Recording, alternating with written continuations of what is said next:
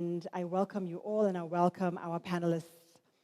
This is a premier piece of work giving the world a view of the economic outlook, the projections, the development of the continent to the world, and used by many institutions, be they policy institutions, academia, think tanks, research institutions. And today we have the honor of having Professor Urama and his team, who've worked tirelessly to put it together, presenting it to us. But we begin with a short video and thereafter a welcoming address by our president, and then the ball starts rolling.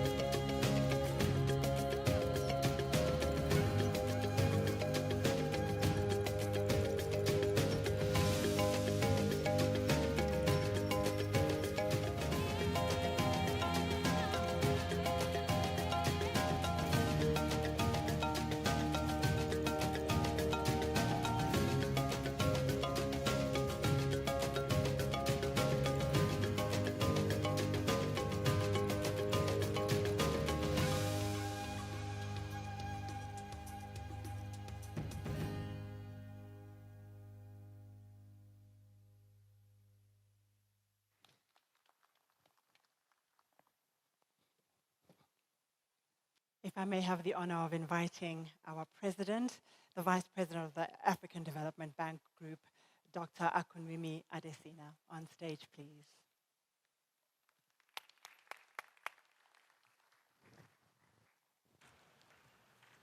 Join.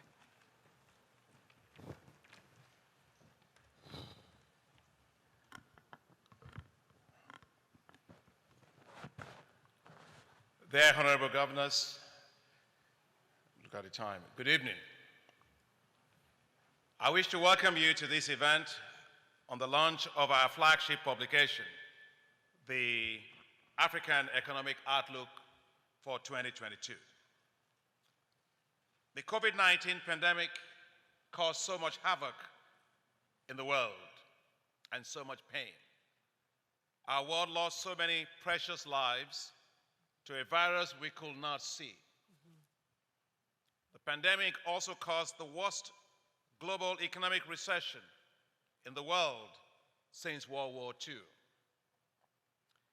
The real GDP growth rate in Africa declined by minus 1.6% by 2020 due to the economic downturns as tourism dipped and dried up, as commodity prices tumbled.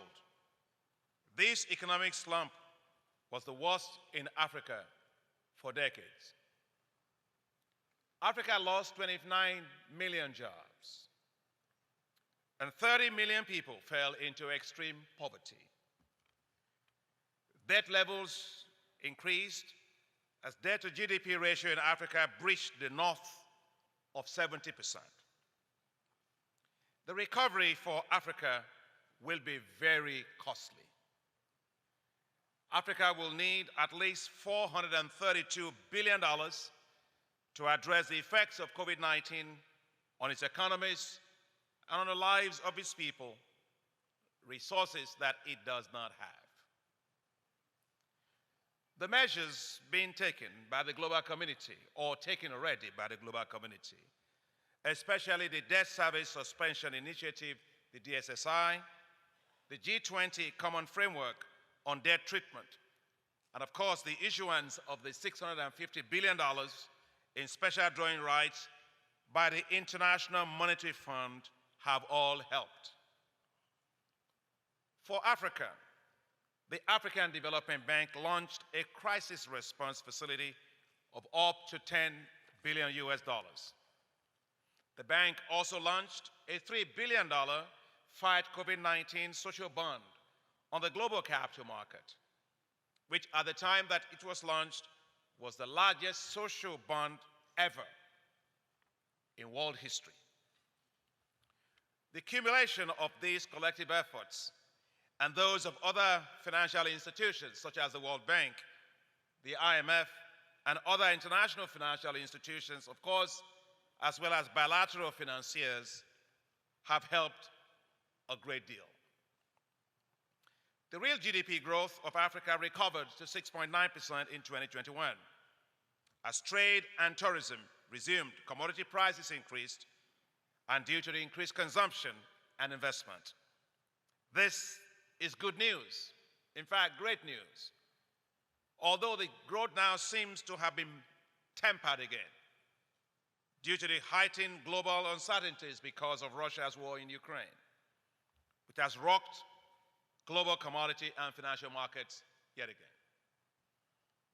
The African Economic Outlook also focuses on the issue of climate change and the just energy transition, which form the theme of the annual meetings of the African Development Bank. The report shows that Africa needs a lot more financing to tackle climate change, but it came at it from a different perspective, or let me say, a new perspective. The global community has for many years been clamoring, and more recently at the COP26 in Glasgow, for developed countries to pay up on the $100 billion promised for developing countries on climate finance. The African Economic Outlook takes a very innovative modeling approach based on what I could call denied gains in Africa in terms of economic growth due to developed economies' carbon-intensive growth trajectories over decades and the wealth creation pathways, and goes on to show that indeed Africa has an allocative carbon credit of up to $4.8 trillion by 2050. That would mean that Africa is owed $173 billion annually between this year and 2050. It's a lot higher than the $18 billion that Africa got in terms of climate finance. You see the difference.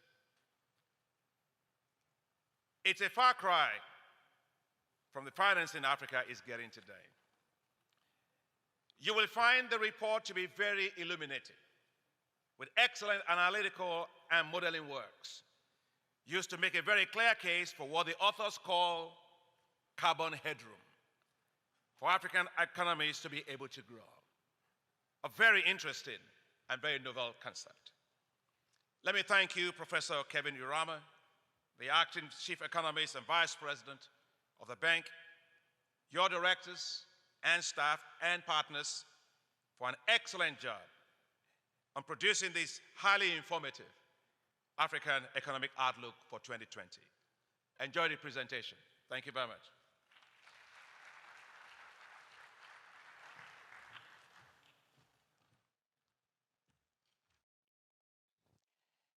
Today we have the opportunity to delve into the report at a high level, but a lot of work will still be done to go to various countries within the continent, to deep dive and really engage on what it means for each of our governments.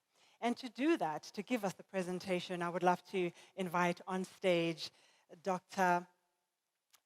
Professor Kevin Chika Urama, who's also the acting chief economist and vice president of the African Development Bank. Welcome on stage. I'll give you a round of applause as well.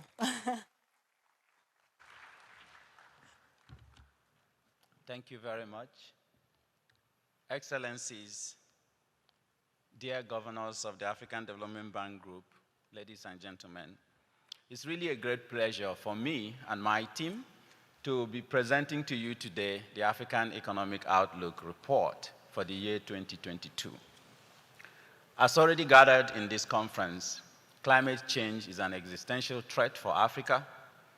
Africa has contributed little to the global climate emissions, and Africa is suffering the most from climate change. So finding policies that can triangulate addressing climate impacts, which is real for Africa, and also allowing Africa to continue to grow within that carbon headroom that the President has introduced, was the subject of inquiry of this report. If we do that, we'll be able to achieve what we've called inclusive growth. The report is structured in 3 chapters. The first is on Africa's economic performance and outlook. The President has already painted the picture for 2020, 2021 and 2022. Then we looked at climate resilience and just energy transitions in Africa. The innovation here is that we have always been talking about climate resilience and meeting the global climate commitments. But we also know that the Sustainable Development Goals has as a key goal universal access to energy. And that is for a reason, because energy access is fundamental to achieving all the other goals that we have in the global goals for 2030. Financing climate resilience and just energy transitions becomes then very important for continents and countries suffering most from climate change, such as Africa. So this report is supposed to bring all this together and see where we can find the innovations and practices to be able to achieve that inclusive growth, triangulating the need to grow our economies, the need to be climate resilient, reduce emissions and adapt to climate change, and also the need to be able to find the financing required to reduce the impacts of climate on society. So I've already painted 3 pillars of sustainable development, which is old, since 2002 in the Broadland report: the social, the economic, and the environmental. If we're able to do this in Africa, we will be a leader in terms of how to build the new inclusive growth paradigms that is being looked at. Chapter 1.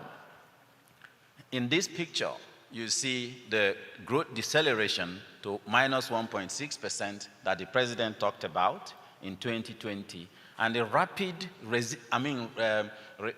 regrowth that Africa, the rebound in Africa's growth to 6.9%. But shortly after, we have global tensions and other policy stance globally that is impacting the continent, and then we are projecting that in 2022 is going to decelerate to 4.1%. And 2023, that deceleration will continue. But if you look at that picture as well, you'll find that Africa, compared to other regions, didn't fare badly in terms of how we have responded to the COVID-19 pandemic.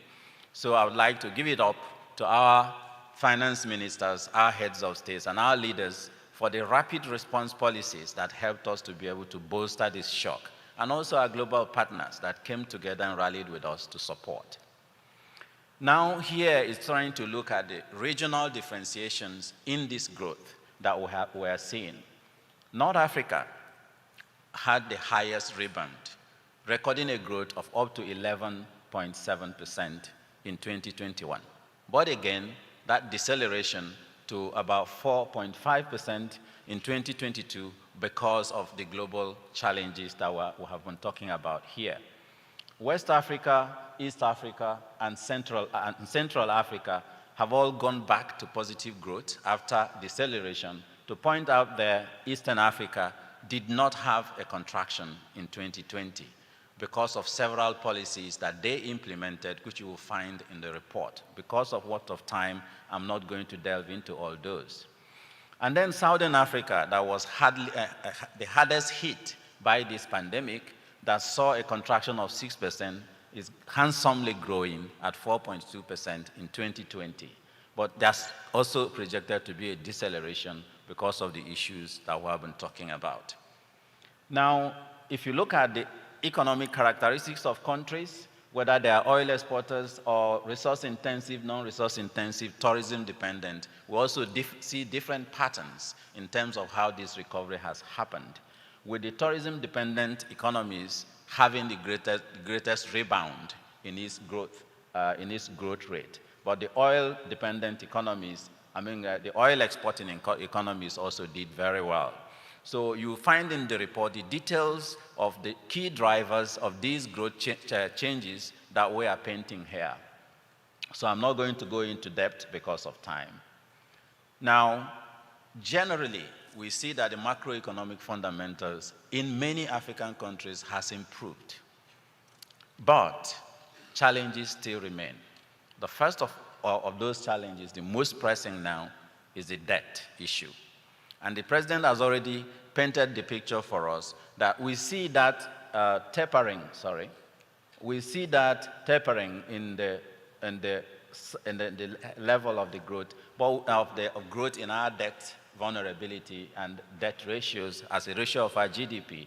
But we are predicting that it will stabilize still above 70%, above pre-pandemic levels. And the reasons for this are many. Domestic policies that needs to be implemented, public financial management that needs to be improved, but also exogenous shocks that are there that often impact Africa's economies. So this is an issue that we need to look at continuously. But again, we see consumer price inflation coming back into the picture, rising up to like 13.5% in 2020. So these are some of the two main challenges that African countries, from our perspectives as authors of this report, should focus on in the near term. Now, in terms of financing economic recovery, the president has already mentioned to us that Africa will need about $432 billion between 2020 and 2022 to respond to the COVID-19 pandemic impacts only. But we will see there are other financing needs that Africa also has. And Africa also needs more than a decade to recover from the COVID-19 impact. And if you look at the impacts of COVID-19, we were still doing this analysis when the Russia-Ukraine war broke. And currently, we see that in addition to that 30 million Africans that was pushed into extreme poverty because of COVID-19, up to 2 million will also slide into poverty in 2020, 2022, 2021, 2022, 2023 because of the Russia-Ukraine war already. If that war persists, the impacts will even be higher. Now, the next thing in the report, this seems not to be working. Okay, so these are just the figures about those who went into extreme poverty. So that's the painting of Africa's economic outlook, 2020 to 2023. But then we go into climate resilience and the just energy transitions. We looked at climate vulnerability, readiness, and resilience indicators across African economies and across the global economies, not just Africa, in order to put Africa in the map. And we find that Africa was the second least climate, had the least climate vulnerability index. So in all countries, it's only South Asia that is more vulnerable to climate change than Africa was. And we showed the least climate readiness. If you look at other indicators, because of that combination of those factors, Africa is the least climate resilient region of the world. And then we try to look at different countries to see what are the things that's driving this climate vulnerability and climate readiness. And we find, you see, most of the countries here are not African countries. And there were more, northern and southern African countries were more climate ready and climate resilient. And if you look at the structure of their economy, it's also a little bit different. So that leads us to some initial conclusion that climate resilience and climate vulnerability is somehow linked to economic structures. So if you read the report, you'll find a little bit details. One interesting thing in the report is that these countries also were the ones that mobilized climate finance. So again, when you are less climate vulnerable, you have higher opportunity of getting climate finance, which is some form of misalignment of resources. So we'll come back to that as we go forward.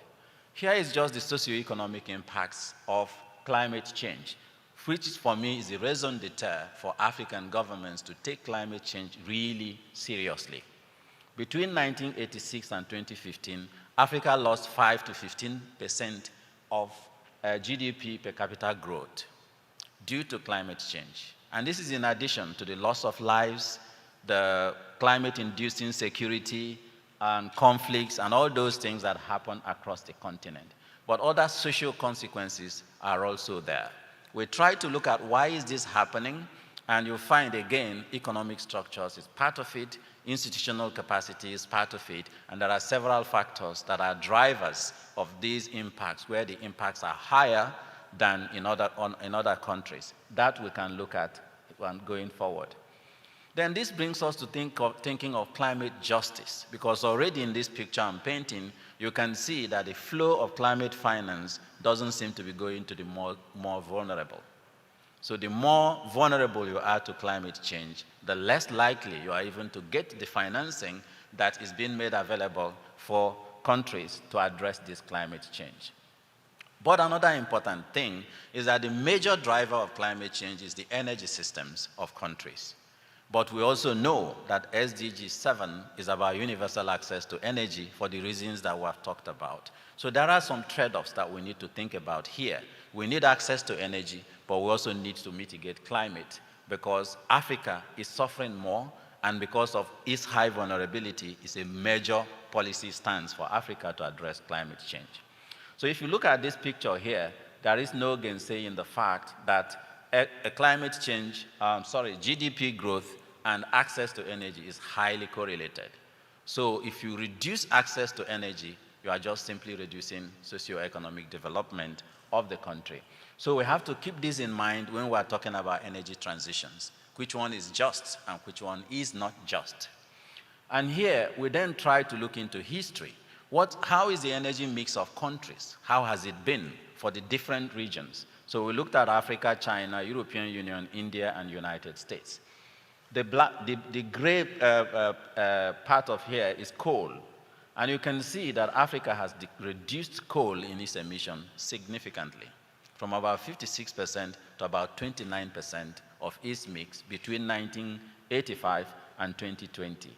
And the other regions that have similar transitions are European Union and the United States of America. For the other regions, you see how high coal is and remains in their energy mix. But another thing we see there is that transitions take time. It's not something that happens quickly.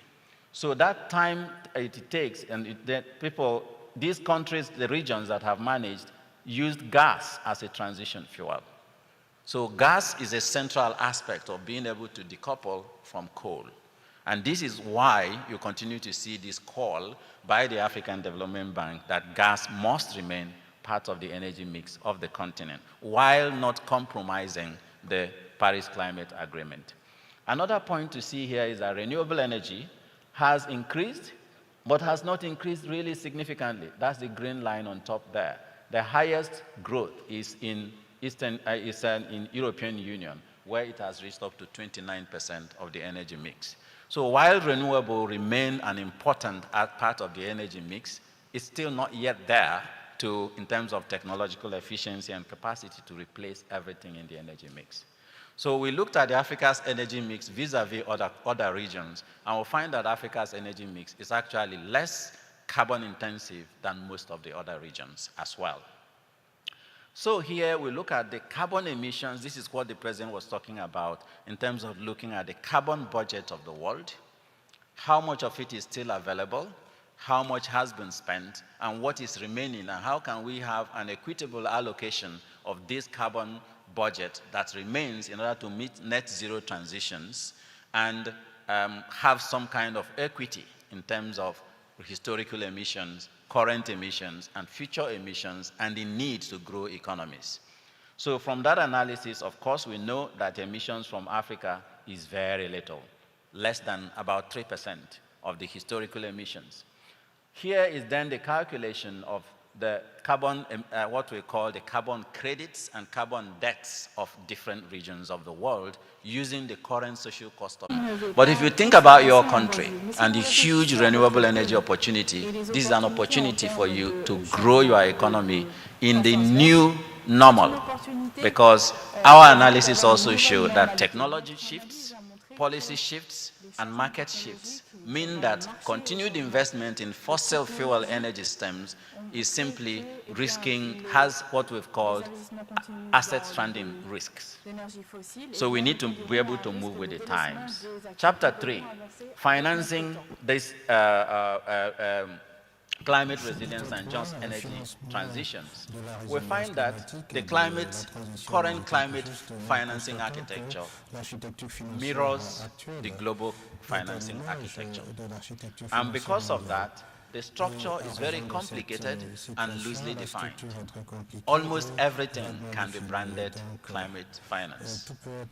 In Africa, we have about 2/3 of the climate finance flows that came into the continent in the past decades were actually debt. And 33% of that was non-concessional debt.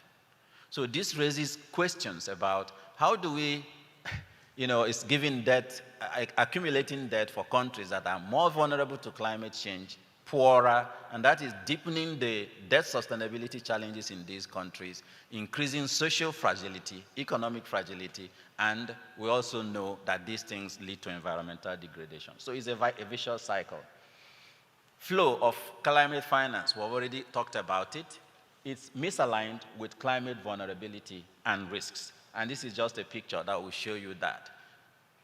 Being more prone to climate impacts doesn't mean that you get more climate finance because of several issues, institutional capacity, several things. I'm not going to go into it. Read the report and we can find it. Now, more importantly, it's also misaligned with the scale of climate finance that is required for Africa to be able to reach net zero. Remember that in the Paris Climate Agreement, there were conditional nationally determined contributions and non-conditional nationally determined contributions. Those conditional nationally determined contributions were dependent on global climate finance coming into this continent. And what we have estimated is that to implement that NDCs of Africa requires up to 1.6 trillion, not billion, 1.6 trillion US dollars between 2020 and 2030. But Africa has only received annually 18.3 billion in the past decade, for that period shown there, 2016 to 2019. So this leaves us with up to 127 billion US dollars in climate finance gap annually. If you look at the average, it comes to like 108 billion per year. So in current trends, the risk of not being able to implement the NDCs in Africa is real. And the implications for global sustainability and meeting net zero, I will leave us to think about it as we go forward. Policy recommendations. One key area is policy coordination, ensuring that fiscal policy and monetary policy work together to build economies, achieve resilience, and also protect the vulnerable. The second one is building and strengthening regional value chains. For reasons I don't think I need to explain after COVID-19, we all see why it is necessary. The scale of investments in renewable energy is still low, not only in Africa, but across the world. We need to scale up massively if we have to change that trajectory in the energy mix that we showed you. So investing in institutional capacity development for green transitions, technologies, markets, commodities, and so on is very important so that Africa doesn't remain an exporter of raw materials for this new development paradigm we are seeing, just as we have been doing before. Because if you operate at that low level of your value chain, you will get low level of resources flowing into your economy. There are no two ways about that. So we need to engage in terms of building capacity to be able to produce technologies at home and use these technologies so that we can move forward. Some other work we've done with the International Resources Panel show that the carbon footprint of some of the technologies we call renewable are not really renewable, because the raw materials go from Africa to a different region, it's produced there and it's shipped back, and guess what? It's running on gas. Not gas, actually, it's diesel. So when you build all these things in terms of the carbon that was included in terms of the production, the exportation of raw materials, the re-importation of it, for Africa, the carbon footprint of even solar panels may not really be very sustainable. So we need to think about that by localizing the industries, building the industries here, and ensuring that we benefit from that. So this leaves us with a very clear imperative for the international community. Honoring the 100 billion.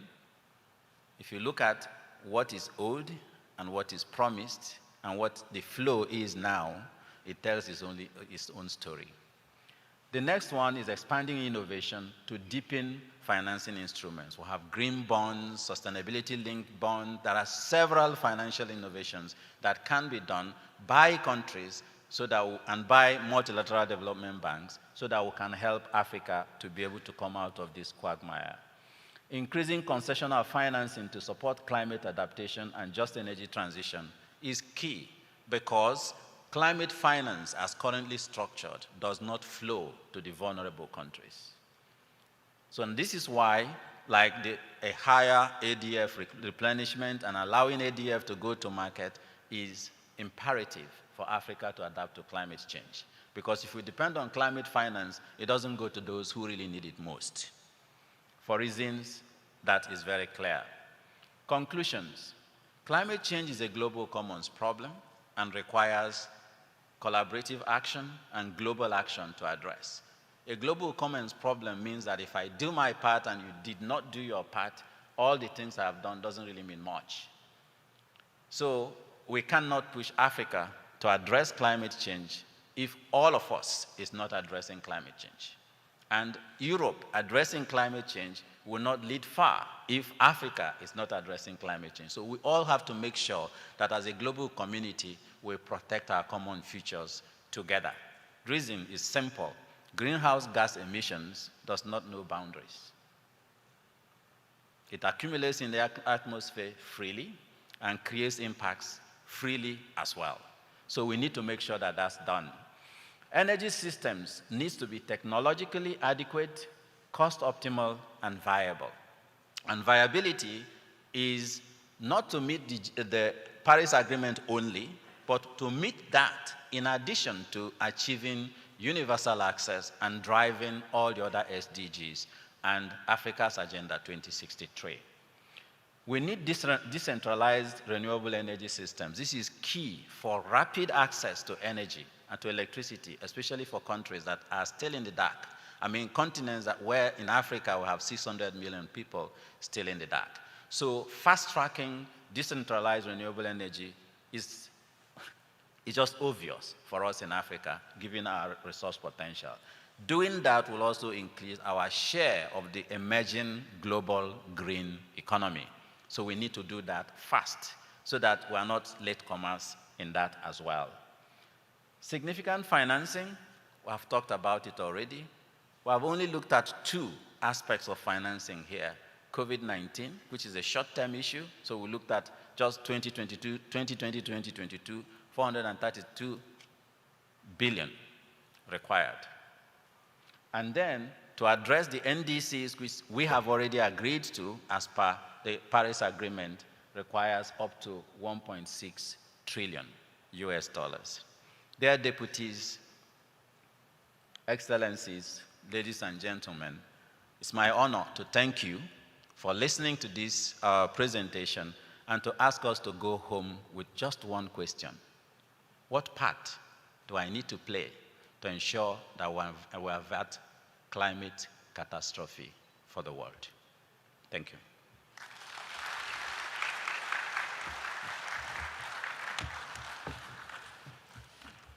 Thank you so much, Professor Orama. If I could keep you on stage, because I'd love for us to reveal the document and also invite on stage, I'm hoping the VP Kariuki can join us. There he is.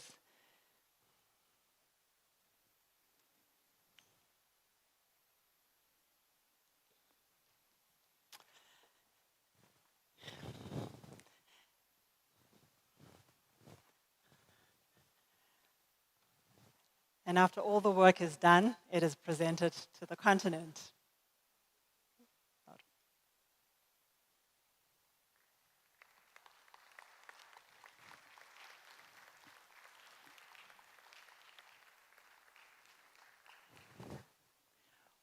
One more minute for me.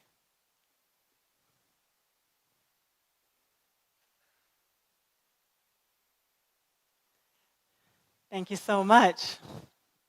This is just the beginning of the journey for you, so good luck. Let's give him a final round of applause for the work done. Thank you.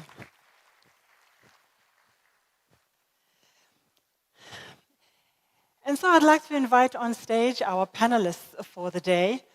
If they could join me on stage, Dr. Barbel Koffler, the Parliamentary State Secretary in the Federal Ministry of Economic Cooperation and Development. Please join me on stage. She's also the AFDB Governor for Germany. Mr. Ernesto Max Elias Tonella, join me please, Minister of Economy and Finance and AFDB Governor for Mozambique.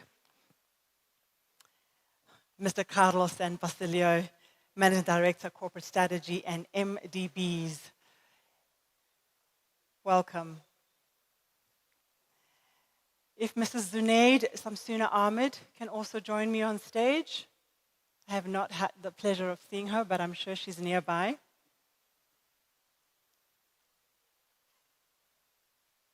Minister of Finance and the Governor for Nigeria. I'll wait and see if I can get a hold of her. And our final guest is Mr. Enoch Gondongwana, Minister of Finance, AFDB Governor for South Africa. Welcome on stage.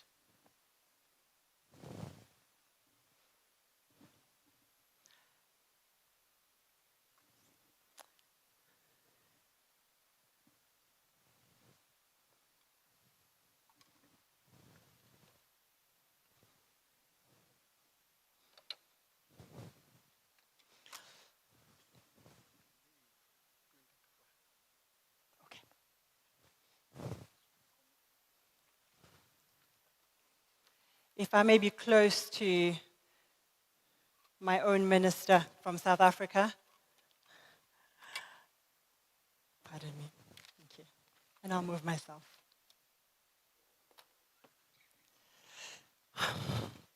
Thank you so much for making the time to join us on stage. If I need to make any changes, if she arrives, my fourth panelist, let me know, but I'm willing for us to begin. Mr. Gondongwana might need to leave us a little bit earlier, so I'll come to you just shortly with your question.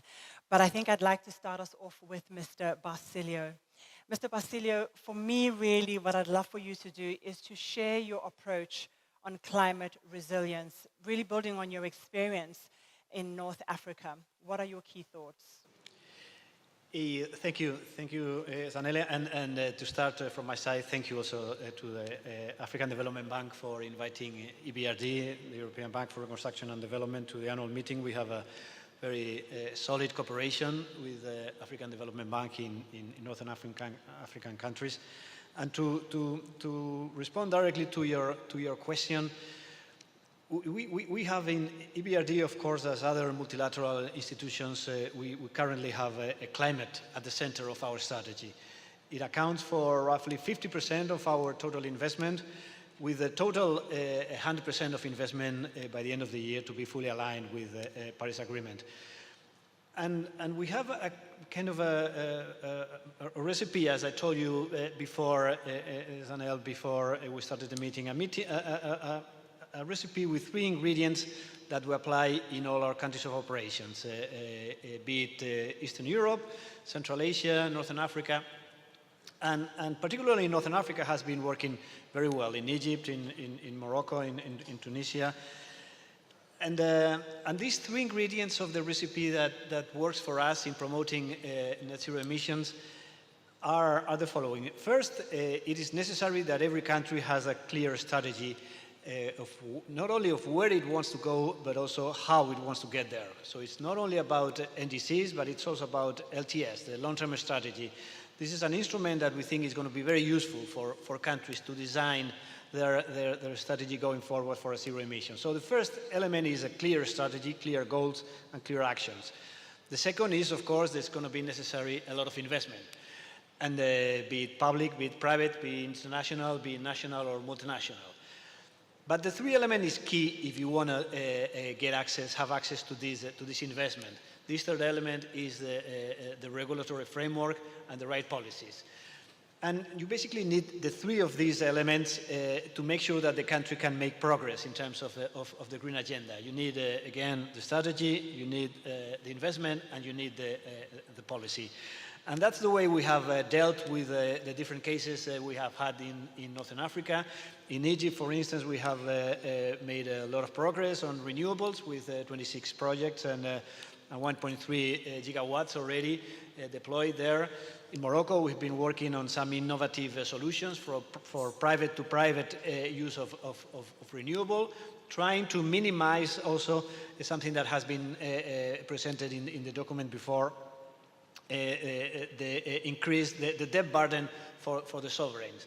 So from our side in EBRD, our focus is private sector, and we aim at mobilizing as much as possible private sector investment for the private sector in the different countries where we operate. But it's not only Egypt. In Morocco, we've been doing some very interesting projects in terms also of hydropower. And also in Tunisia, we've been engaging with SMEs also because they also play their role in promoting the green agenda. So we think that an engagement with the local authorities is fundamental for multilateral institutions, but it's also fundamental that the local authorities have a view that combines the need for investment with the need for actions from their side to favor that this investment is mobilized and comes to their countries. Thank you. I marvel at the complexity of the collaboration required between various stakeholders. It's something we've always struggled with, and I hope we are getting better at collaborating and bringing parties together with actually sustainable results. So it's really, I marvel at that. So you spoke about strategy, policy, and investment being key. I want to pose my next question to you, Mr. Gondongwana, because we possibly have an opportunity here to accelerate co-benefits of just energy transitions in Africa. What are we doing to leverage, to learn from each other, and to accelerate these benefits that we can achieve across the different governments? I think it's on. It's on. Yeah, look, the first thing is to say what is the common challenge. One of the common challenges within the African continent is that we're not the greatest emitters. We contribute about 3.8% of global emissions as African continent. Of course, there will be variations. For instance, South Africa has got a more concentration in 90% of South Africa's electricity generated from coal. So there will be the variations within the African continent, but globally as a continent, we contribute less. So that's the first point. The second point is that in that environment, if we contribute less, what is going to be required is what kind of support measures are going to come from the developed world, which will have us reap this crop of benefits. They've already promised $100 billion, which is not materializing, which could be a core benefit for all of us in order to transition from, you can see in the slide that was presented here, is that despite that, we are one of the fastest economies on the continent in terms of moving away from coal. So with a bit of support from the developed world, which will help us to achieve those benefits, it's going to be important that that happens. I mean, if most of the economy, I mean, like South Africa, if I may take our own position, is that for us to benefit, I've been discussing with some of the developed world, is that if we are going to transition effectively, it's going to be important that we emphasize the just component of the just transition. I normally cite to them that we've got one region which contains about 13 of our coal power stations and mines. To shift from those coal mines and 13 and coal power stations in that region, there's going to be huge social dislocation, which is Mpumalanga. The question is, what that means is that what the missing link is that when we talk about this thing, it's not only about planting few renewable power stations, it's a complete new development, an alternative development model. The question, how do you begin to define that? So that's a challenge. So we need an articulated strategy as countries, but also an articulated strategy for the continent in order for us to reap these benefits. That's going to be the key challenge moving forward. I think we're beginning through these discussions and African Development Bank, which is beginning to use its muscle in order to mobilize finances which are going to benefit all of us in order to transition effectively into a zero emission by 2050. Thank you. Thank you so much. And I think you speak of transitioning from coal to completely new solutions, and you speak about Mpumalanga, so it's not just about transitioning areas, but it's also about transitioning the people that are part of those economies. Correct. And those now are the conversations that when the rubber hits the road is, how are we going to do that? How do we create new solutions and take our people with? I'd like to move over to a video that we have to play by His Excellency Ms. Mia Mottley, the Prime Minister of Barbados. Take a few minutes and listen to some thoughts from her. Good day all protocols of course being observed. I want to say how delighted I am that you've asked me to share a few words with you today, and I wish I could be there in person. But as you know, I'm strongly of the view that our regions, Africa and the Caribbean, have a moral responsibility to become closer as we seize our Atlantic destinies on both sides. I could speak at length on these matters, but today is not that time. For today we're going to speak about the climate crisis and how both of us in the Caribbean and in Africa are on the receiving end of this crisis that we didn't cause.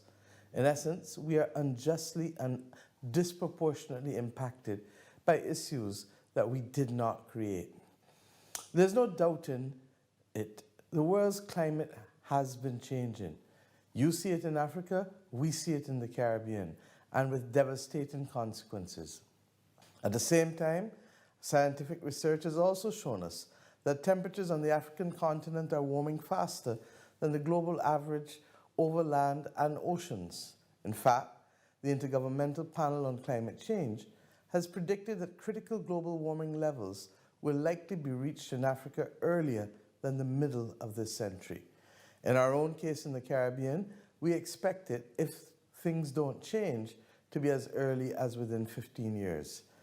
These are dangerously worrying situations for both of us.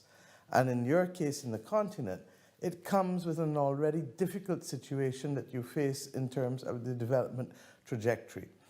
The level of poverty in Africa remains too high, with more than 470 million Africans expected to live in extreme poverty this year. And according to the World Food Programme, 2 years ago in 2020, almost 100 million people in Africa suffered from acute food insecurity and needed humanitarian assistance. This is the base from which you start. And with the advent of more frequent and more severe climate-related disasters such as floods and windstorms and droughts, hurricanes, landslides, and pest outbreaks, more lives will be upended and more livelihoods totally destroyed.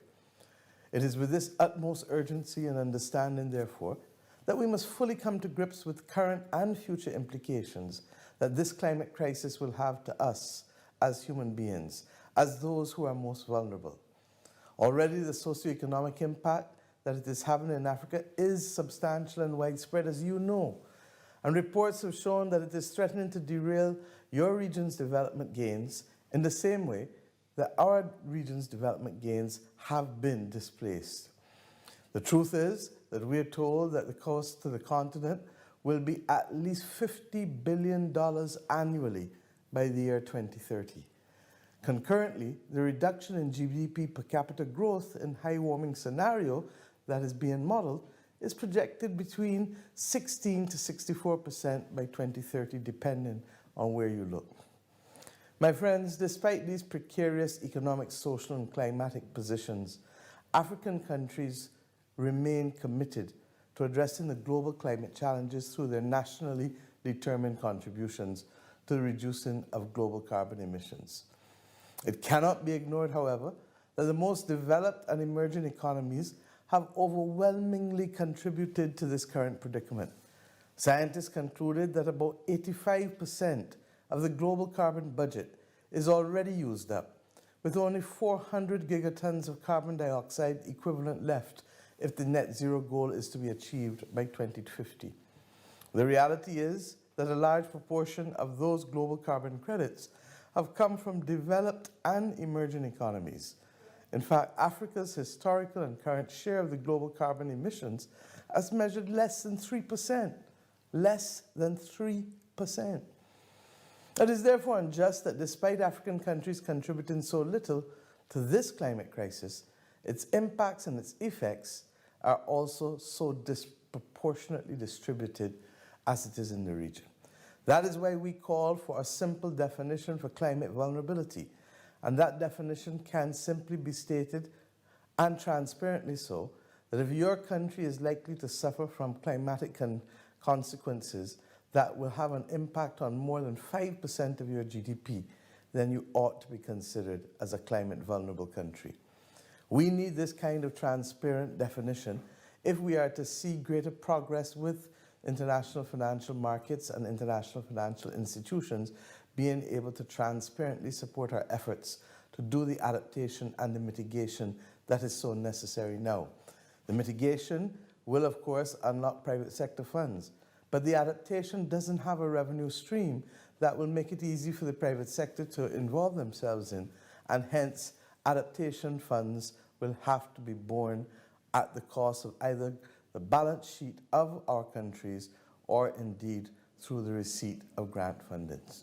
This has, of course, nothing to do with the fiscal space that is immediately available to us. So if we are to truly discuss climate justice and to see that it prevails, the current global climate finance architecture has to be reformed. And this will therefore allow you to lift millions of your people out of poverty, while at the same time building your climate resilience by ensuring that you develop all of your available energy resources. And I mean all, and I'll come to that later in my speech, that are clean. During COP26, I asked, what must we say to our people living on the front line in the Caribbean, or in Africa, or in the Pacific, when both ambition and some of the needed faces to be at meetings are absent? And what excuse should we give for their failure? In the words of Eddie Grant, I said then, will they mourn us on the front line? I repeat them today. Of the $100 billion US that was committed by developed countries to developing countries for climate adaptation, in 2019, only $79.6 billion was mobilized. And of course, that $100 billion had a different level of impact when it was stated 5-6 years ago. Africa, in 2019, of that $79.6 billion, received only $18.5 billion when the funds were mobilized. I say to you again that without the sufficient financial resources and support, developing countries will not be able to build their climate resilience or address the extreme energy poverty or to successfully transition themselves to a net zero path by 2050. I've made the case for the Caribbean and developing nations, and I'll make it here again. The extent of resources needed for the climate crisis actions and for just energy transition has fallen far, far short of the expectations, or in fact, what is needed to be able to protect us sufficiently. What currently exists is highly fragmented, with multiple stakeholders often having overlapping mandates, complex rules and regulations, and stringent requirements. There is need for better harmonization of the requirements and better coordination of all existing climate funds so that it can redound to successfully building more resilient countries and most importantly, as we all know, to improve our ability to save lives, not in the tens of thousands or hundreds of thousands, but in millions. There is need as well for a greater access and ownership of this architecture. Currently, all global climate funds are based outside of Africa, and so at best they can only attempt to understand and address the continent's special needs and circumstances on this crisis. Improving Africa's ownership of these funds and access to these funds in terms of your objectives, implementation actions, and expected results is critical if we are going to ensure that there's a buy-in also by your local communities and leaders. There also needs to be greater consideration to augmenting pre-existing commitments to adequately reflect the true opportunity costs of this crisis in Africa and other developing regions, as well as to leverage existing innovative climate finance instruments. Green finance instruments such as green bonds or green loans can help in that regard. The use of government guarantees to unlock significant amounts of funds is also one that we should be pursuing. Carbon markets, debt for climate swaps, and climate-linked debt instruments are also other financial instruments that ought to be explored. We in Barbados here are seeking to do a variation of a debt for nature swap. And with the help of the Inter-American Development Bank and Nature's Conservancy, we are now about to repurchase a significant portion of our debt, $150 million US, and the interest savings that will be garnered from that exercise will be used to be able to establish and finance a marine conservation trust. But we are only scratching the surface. We need to see the pledging of existing SDRs made available to regional development banks to give them the opportunity to be able to pursue all of these types of innovative steps. Attracting the private sector is equally important to scaling up climate finance on the continent, particularly in the areas of mitigation. For example, we can also look at blended finance to de-risk private green finance instrument investments in Africa. And while green banks and national climate funds could further be promoted to help mobilize more climate finance domestically, we are not seeing sufficient movement with respect to these. My friends, we must also address the elephant in the room. And what is that? The International Energy Agency expects that net zero in 2050 does not mean no fossil fuels. It means limited fossil fuel usage. And what is that limited usage? That 20% of the mix is still expected to come from fossil fuels. But what cannot happen is that we determine that only those who are currently in the business of fossil fuels have that opportunity to utilize their resources to be able to finance the transition that they need to net zero. Indeed, everyone acknowledges that natural gas will be and must be that bridge of clean energy in the transition to renewables. And to that extent, therefore, we must have serious discussions as to who can appropriately be able to unlock their fossil fuel potential while not going overboard, while not impacting on the clear ambitions that we must maintain to ensure climate justice in this world. But to simply assume that only those with existing resources should have that opportunity and that no new exploitation should take place is to literally disproportionately impact and affect developing countries yet again. Finally, African nations must also address the issues of the institutional, regulatory, and supportive policy reforms if we are to unlock this climate finance and to ensure that our citizens benefit justly. In my own country, we have just announced that every citizen who is a homeowner should have as of right access to renewable energy resources, primarily photovoltaic panels, but in some instances, micro wind turbines. Why? Because the wind and the sun and the water do not belong to any of us singularly. They are the patrimony of our countries, and they must be used to enfranchise and to protect our citizens as far as possible. I commend my friends, as I close, African countries and leaders for their efforts in the front line of this crisis. Much like the challenges we face here in the Caribbean, the climate finance flows we all know have not been commensurate with our needs and climate justice. And we are running out of time. It will take concerted efforts of all stakeholders to support this climate resilience we must develop and the just energy transition that must be taking place in Africa and in the Caribbean. In the face of the climate crisis, your cause is our cause. Climate justice and better financing of climate resilience is critical if we are truly to address the crisis which confronts us all. And let me end by sharing one last example of what we have been able to do. Barbados is now currently the largest issuer of bonds with natural disaster clauses. Had the world given the developing countries the opportunity to have natural disaster and pandemic clauses during the course of these last 2 years, it would have unlocked trillions of dollars rather than the modest debt service suspension initiative of 12 billion that was established by the international financial institutions as a mechanism for helping only poor countries. It would have been able to assist middle-income countries. It would have been able to avert the loss of lives in serious ways by ensuring that governments had access to greater liquidity and to be able to ensure that they could support and shield the most vulnerable in our populations. My friends, these things are not rocket science, but what they require is political will and sensitivity.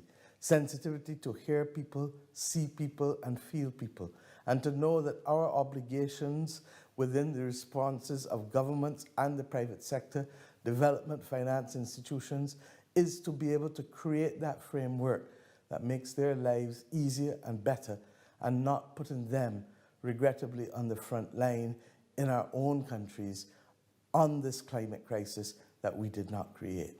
I believe we can do better. I believe we can do more. But we require partnership, and we require the same message being repeated over and over.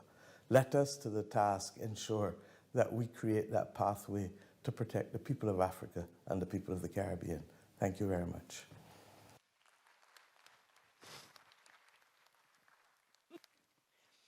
And that was the Minister of Barbados, Minister Mia Mottley. Thank you so much for her contribution.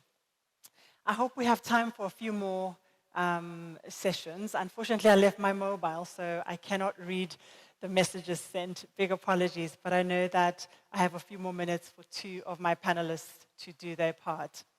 So if I could start with you, Governor Koffler. For me, she spoke a little bit about the innovative tools we would need to finance this journey. We have to work at speed, and yet we are working with Africans solving for their own issues. We're looking at women and young people to come in.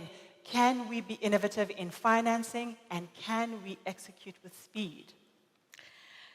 We not only can, but we have to. It was crystal clear by everyone who was speaking. It was crystal clear by the report presented and also what was said just before. We have to speed up, and we have to speed up with action and with financing. So we are trying, of course. I don't know if I have the clue or the answer to any of the questions raised today, but what we are trying to do is speeding up on a bilateral level as Germany to come up with climate and development partnerships where we really want to combine the issues of transition to renewable energies, combining it with social aspects, with partnership aspects, how we can do so, how we can build up together capacity to transform the energy system and get it done together with the society, with civil society, with scientists, with various groups, interested groups in both sides of the partnership. That's something we can do and we have to speed up bilaterally.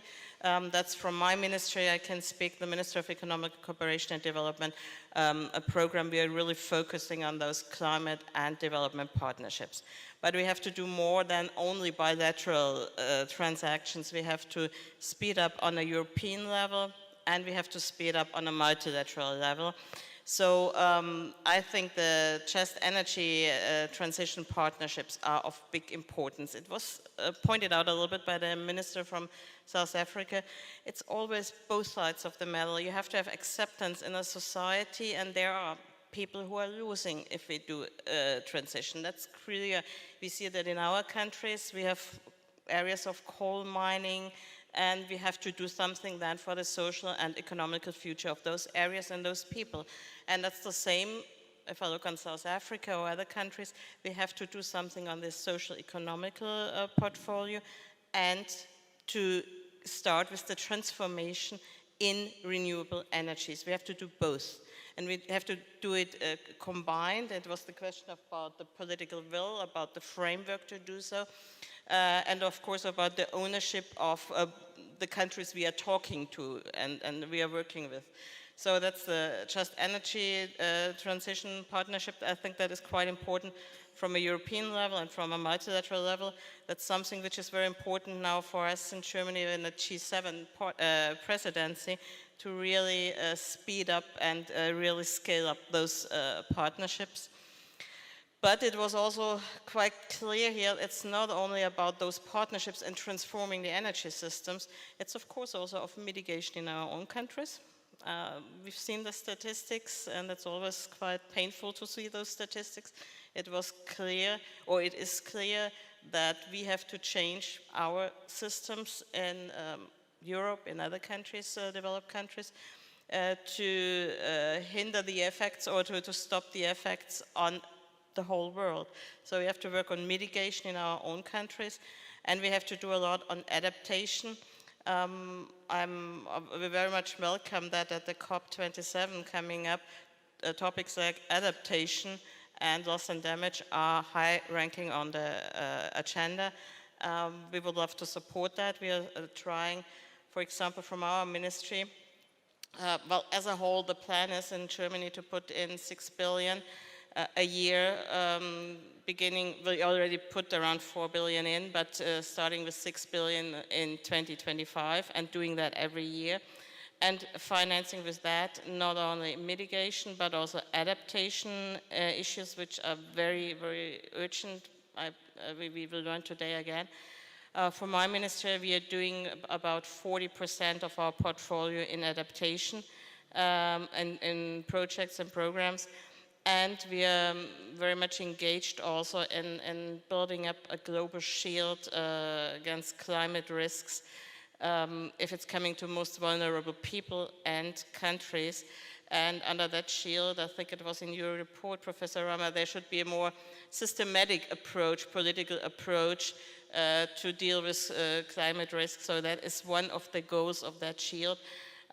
What we did in the past, and it's, I think, from the G7 meeting in 2015, one of the results, coming up with a kind of inter-resilience partnership in between G20 and V20 countries to come up with ideas on resilience on climate risks, insurance on climate risk, to really, well, especially support those who are most suffering from climate change. So in a nutshell, as quick as possible. That was really fantastic. And we did yesterday see a lot of examples of what we have been able to do to, as you speak to the insurance and to the support of communities that are hardest hit. And we have the case studies, and we've shown that we can do it. So we need to keep on doing it in order to reap the results. And the continent is saying we can do it. Let's finance. Let's keep on doing it. And then we also saw the numbers of people sliding into poverty. So you, on top of that, you're dealing with the pandemic results. Then there's the Russia-Ukraine. So good luck. I know that it's a formidable task, but we have good hands at it. And Governor Tonela, thank you for your patience. You have to speak to us of how you see the role of gas in the energy mix for the countries going forward. We know that it is key that energy services, climate action, in the SDGs, they're all very much linked. So how do we ensure that gas plays its proper role in that energy mix? Thank you very much. If you allow me, I will be speaking in Portuguese.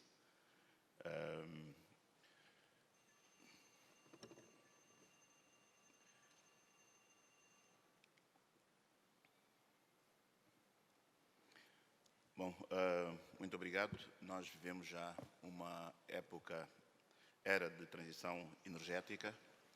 Se olharmos para as projeções de crescimento da população mundial até 2050, combinado com a continuidade do êxito rural das pessoas do campo para a cidade e também com os fatores associados ao incremento da produção global e do rendimento per capita, percebemos que há uma projeção de incremento da procura de produtos energéticos. As alterações climáticas impõem ao mundo uma nova abordagem, que é o uso de energias e combustíveis mais limpos e menos poluentes. Neste processo de transição para energias renováveis, temos alguns desafios, alguns constrangimentos. O ministro sul-africano colocou alguns que têm a ver com a transição, tendo em conta o impacto sobre a situação económica e social de cada um dos países. Mas também temos aqui o facto de as fontes renováveis ainda serem intermitentes. E nós precisamos de assegurar fornecimentos de segurança, portanto, garantam o base load no fornecimento de energia em todo o mundo para assegurar a continuidade do desenvolvimento social e económico.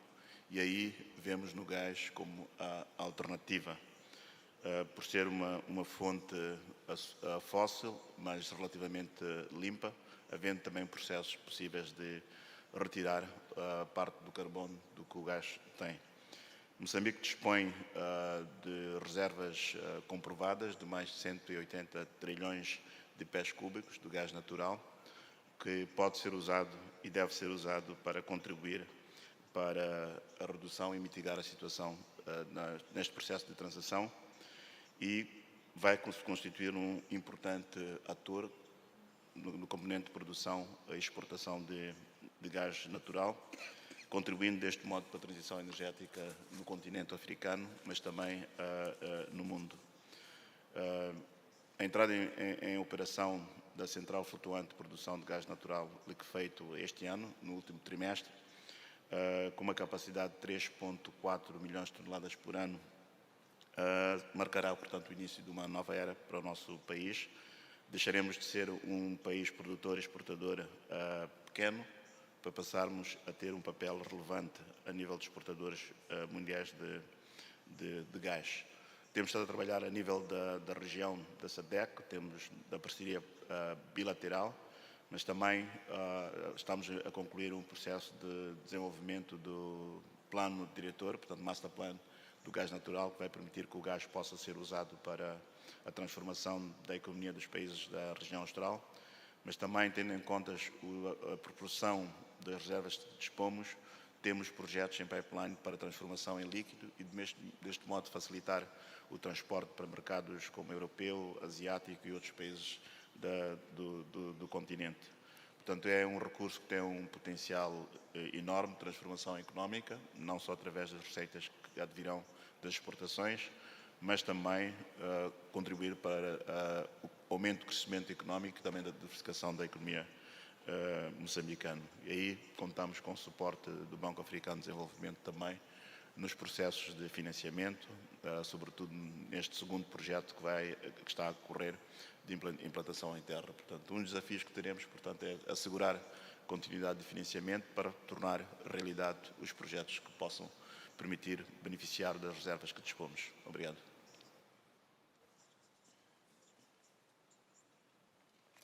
Thank you so much. We close on a high note after your talk because we see that there are opportunities that countries can leverage not only for the continent but globally as well. We are a growing continent and energy is absolutely key to that growth. We can only have so much of these conversations today, but I hope that it has been enriching enriching enough that we should further these conversations when we get back into our home countries and spend the time looking at the report and engaging on what it actually means for the efforts that we were putting in.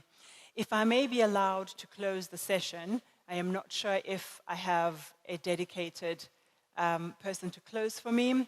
So I really want to hand over to our next panel, thanking my panel very much for your patience and for the exquisite contribution. We've done well in terms of saving time after really being put under pressure. Let's make space for the next team, and good luck to them. Thank you so much. Thank you, ladies and gentlemen. Thank you all.